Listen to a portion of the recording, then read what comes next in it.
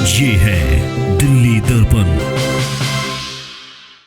जंतर मंतर पे एक प्रोटेस्ट रखा गया है। इस प्रोटेस्ट में इंडिया अलायंस के घटक दल के सभी घटक दलों ने इन प्रिंसिपल सहमति जताई है। केजरीवाल जी एक राजनीतिक बंदी हैं, तो आपको आज आवाज उठानी पड़ेगी, नहीं तो बहुत देर हो जाएगी।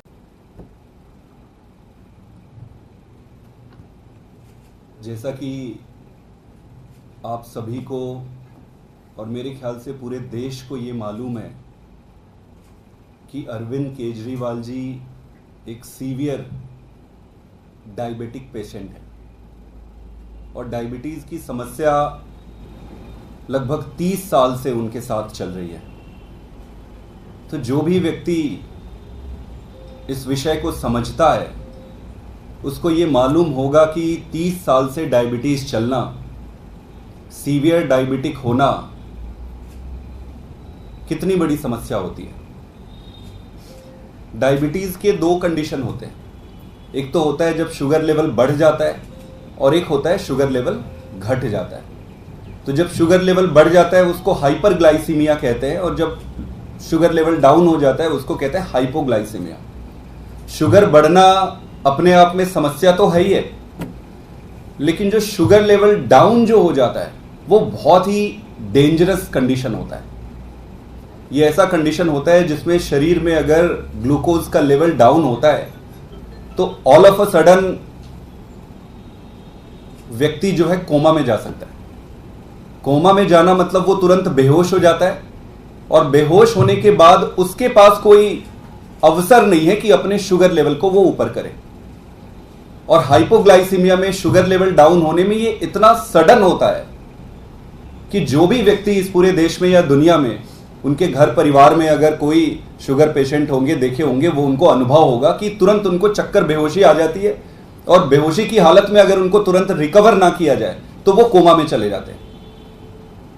पिछले कुछ समय में 3 जून से लेकर 7 जुलाई तक 34 टाइम्स अरविंद केजरीवाल जी का शुगर 50 के लेवल से नीचे गया है या 50 तक गया है, जो कि काफ़ी चिंताजनक विषय है।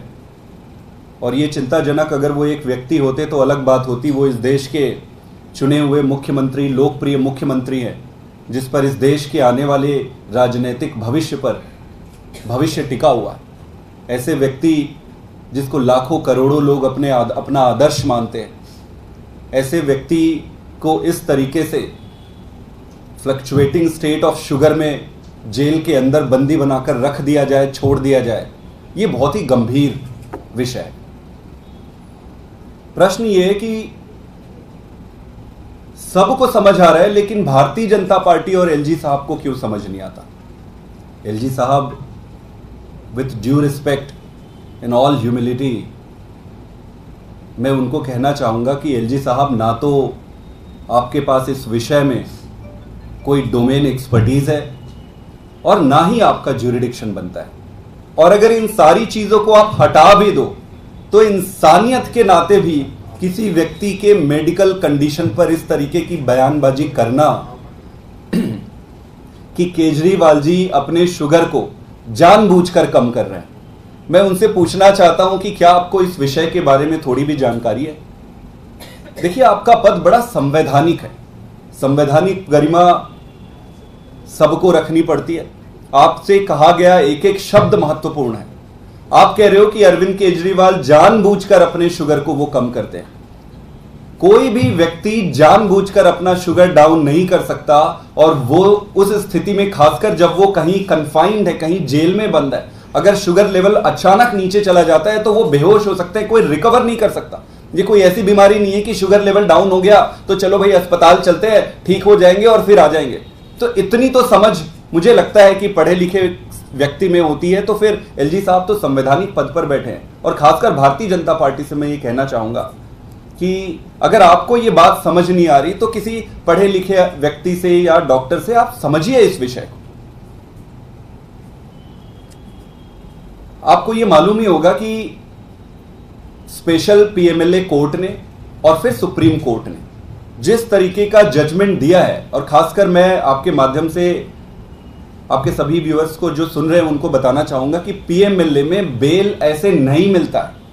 पीएमएलए में सारे तथ्यों को खगालने के बाद जब ये वो कन्विंस हो जाते हैं कि यहां पर कोई लिंक या कोई मेलाफाइड इंटेंशन या कोई भी गलत चीजें नहीं हुई हैं, वो स्टैब्लिश होता है, तब वो बेल देते हैं।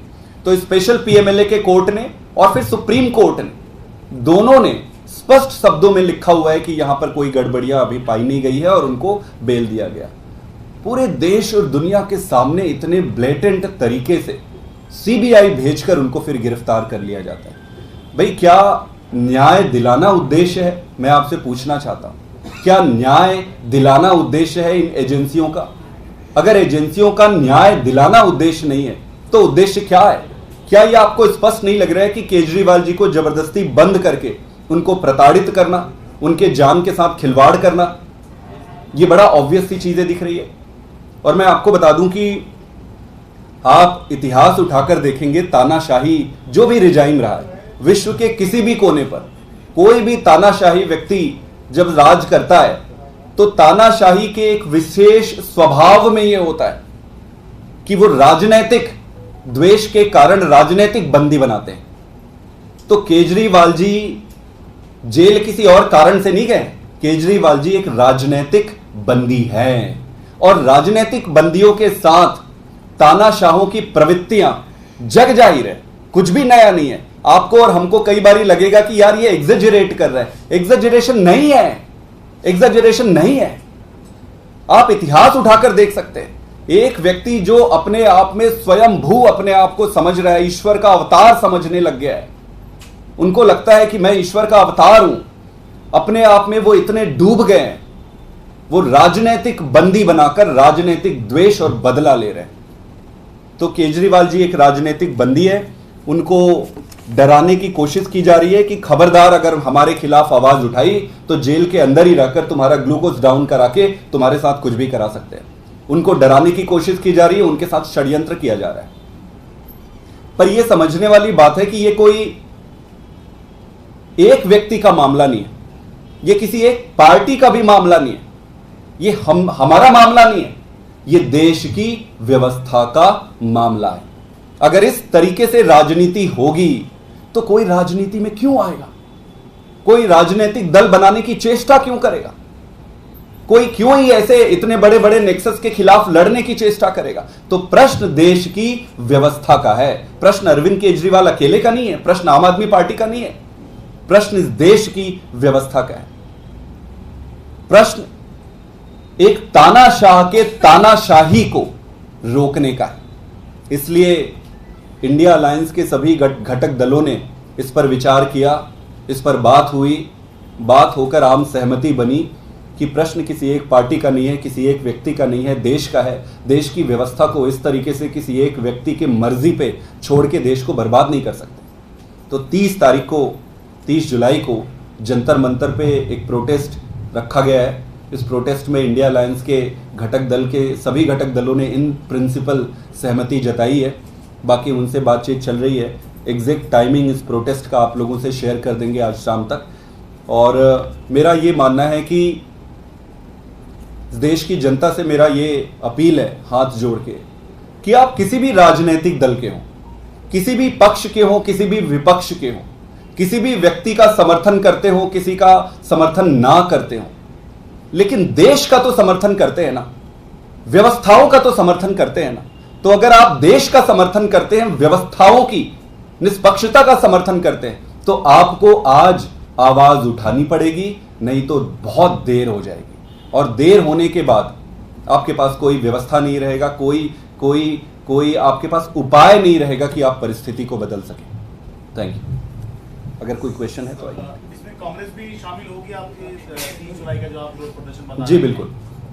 सर, कौन से बड़े चेहरे हैं इंडिया गठबंधन की जिनकी कंफर्मेशन आ चुका है, जैसे राहुल गांधी, क्या ये लोग आएंगे? कुछ कंफर्मेशन ऐसा है? संसद चल रहा है अभी। संजय सिंह जी सभी से बात कर रहे हैं। इन प्रिंसिपल जो इंडिया अलायंस की मीटिंग होती थी उस पर एग्रीमेंट हुआ था और तय हुआ था, तो सारे लीडर्स का डिटेल आज शाम तक आ जाएगा कि कौन कौन अवेलेबल है और कौन कौन आ रहे हैं। लेटेस्ट खबरों के लिए सब्सक्राइब करें हमारा YouTube चैनल या फिर लॉग ऑन करें www.delhidarpantv.com। खबरों की कवरेज और विज्ञापनों के लिए संपर्क करें इस नंबर पर।